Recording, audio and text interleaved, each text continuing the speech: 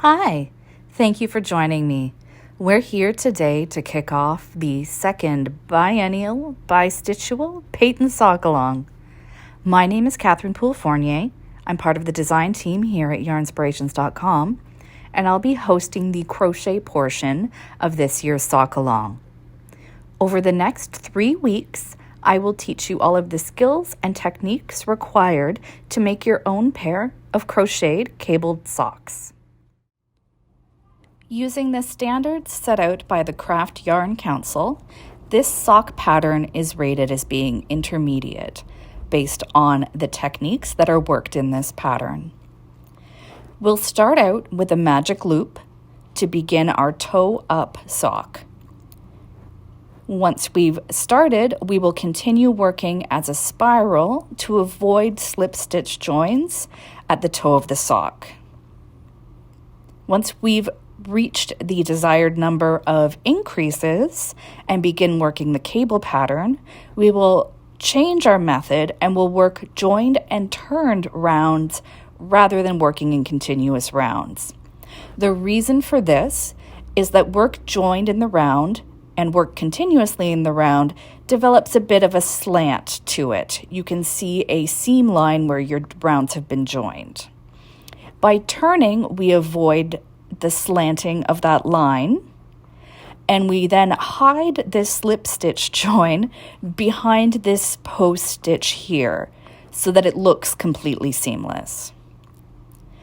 Once we've reached the desired length for the foot of the sock, we will create space for an afterthought heel, which is exactly what it sounds like. We work it at the very end. How we create that space is we will skip half of the stitches in a round, and then in the following round, we simply chain the same number of stitches that we skipped in the previous round. This creates that wedge-like gap that gives you space to work your heel. And finally, before moving on to that afterthought heel, which will be worked in rounds, we do a simple front post, back post ribbed cuff to top off our sock. While this pattern is rated as being intermediate, as long as you do have an understanding of some of the aforementioned skills, like working shaping over single crochet fabric or working in the round, you should be able to successfully execute these socks. Before we get started, you'll want to gather all of the tools and supplies that we'll need for you to craft your socks. To make my socks, I've used a 3¼ millimeter crochet hook, so you'll need either that size or whatever size you're able to get gauge with. For this pattern, I'm just working with standard ball band gauge, which is 22 single crochets and 24 rows, equaling out to 4 inches or 10 centimeters.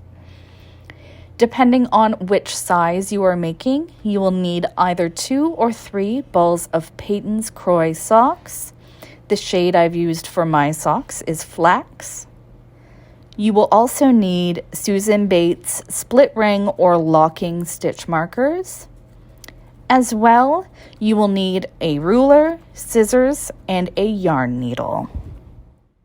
Before we get started on our socks, I do have a very unpopular task that I like to complete before I start my actual project. And yes, that is completing a gauge swatch. This is particularly important for crochet garments because unlike their knit counterparts, crochet socks don't stretch nearly as much. This means that if your gauge is off even just a couple of stitches, it will impair the overall fit and wearability of your sock. So sacrificing a bit of time now to do a healthily sized gauge swatch pays off in abundance at the end of your project. As I mentioned earlier, I'm just working with the standard ball band gauge for these socks, which is 22 single crochets and 24 rows, equaling 4 inches or 10 centimeters. For my swatch, I started with a chain of 27 chains for a total of 26 stitches after my first row. And I simply worked in single crochet until my work measured just over 4 inches. So I'm pretty much right on the money for row gauge, and my stitch gauge is perfect. With that said, if you have to sacrifice stitch or row gauge is the more expendable of the two for this particular pattern. This is because I've written this sock to be worked to a certain measurement rather than over a predetermined number of rows. So you can just work whatever amount of rows you need to get to that measurement. Once my gauge swatch was complete, I did give it a light steam blocking, since these, even if you don't block socks, they will block on your feet. So you do want to be prepared for the fact that a little bit of heat and humidity will make your socks stretch out a bit. So blocking is a great idea. Doing a 4x4 plus gauge swatch does eat up a fair amount of sock yarn, so I would also suggest leaving your gauge swatch attached to your ball of yarn, or at least setting it aside. This means if you need the yarn later, you can simply frog it.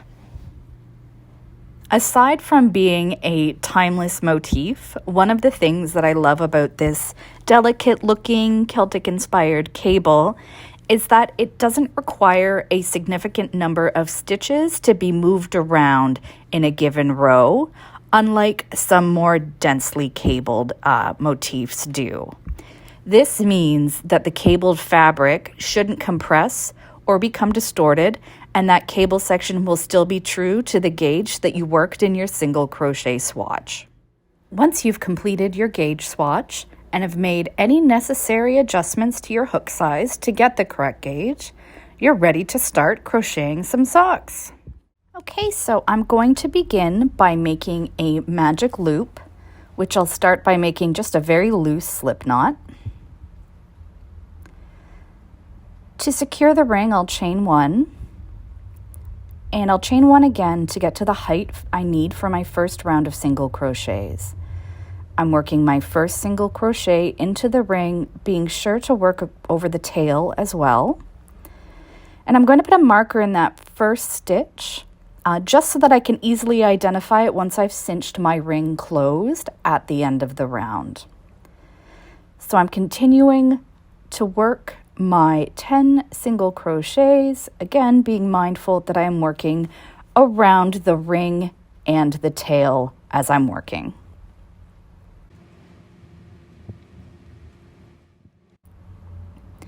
All right, I've got my 10 single crochets completed, and I'm going to cinch this ring shut. I'm not going to cinch it too tight just yet. And I will work my first single crochet of the next round directly in to the first single crochet from the previous round. So I'm just working into that stitch, not slip stitching, not chaining 1, just working directly into the first stitch of the round. Again, I'm placing a marker so that I can keep track of which round I'm on.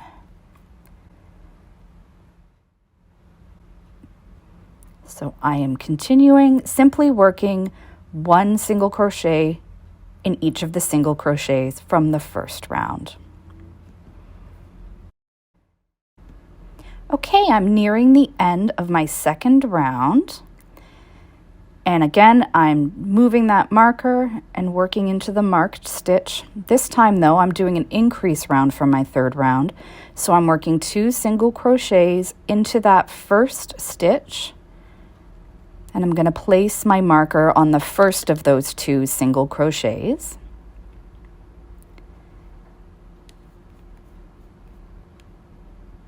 And I'm going to proceed simply by working 2 single crochets into each stitch around.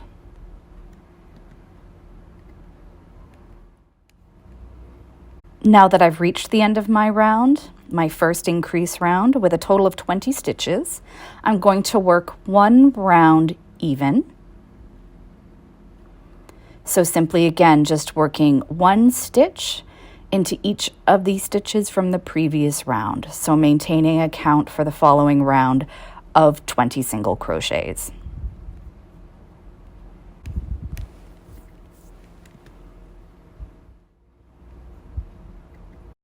All right, I have reached the end of my even round. So now I'm setting up for another increase round. So I'm going to work 2 single crochets into the first stitch, placing a marker on the first of the 2 worked. And now I'll do 1 single crochet into the next stitch. And I'll repeat that pattern for the entirety of this round.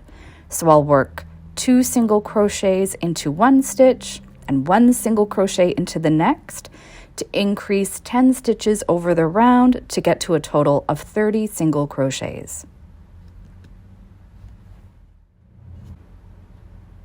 All right, I now have a total of 30 stitches, having completed an increase round, and I'm going to alternate that with another round worked even, so maintaining the current count of 30 stitches for the round.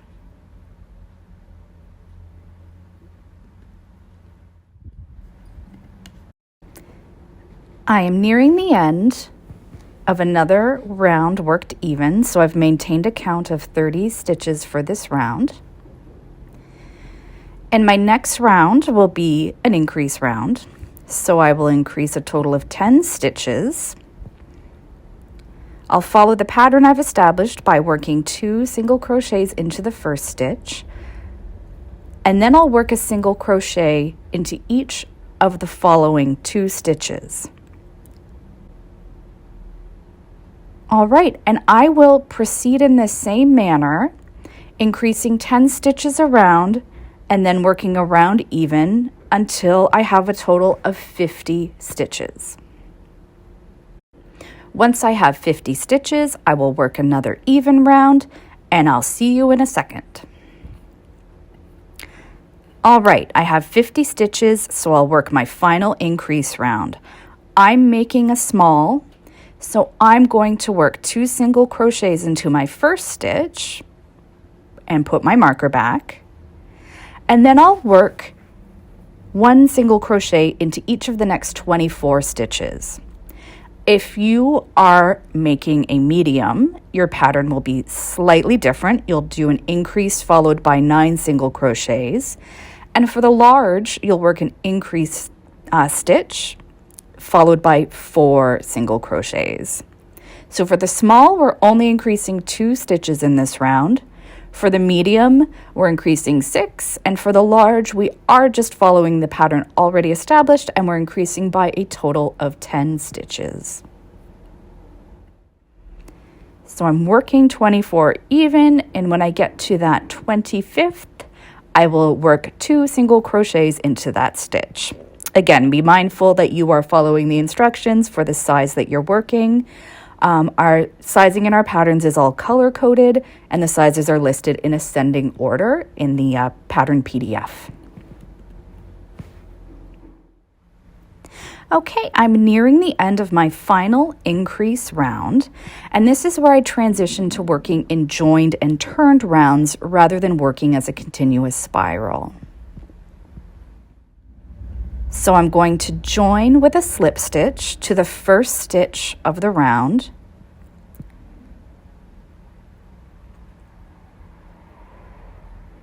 I'm going to chain 1, and then I'm going to turn my work. And I'm going to work around even, simply working 1 single crochet into each stitch around until I reach my first stitch, at which point I will join and turn again. And that will leave you at the point where you're ready for week 2, when we will start cabling. So once you've made your 2 sets of toes, you're all set to start week 2's tutorial. All right, I'm going to continue around, and I will see you next week for the second tutorial.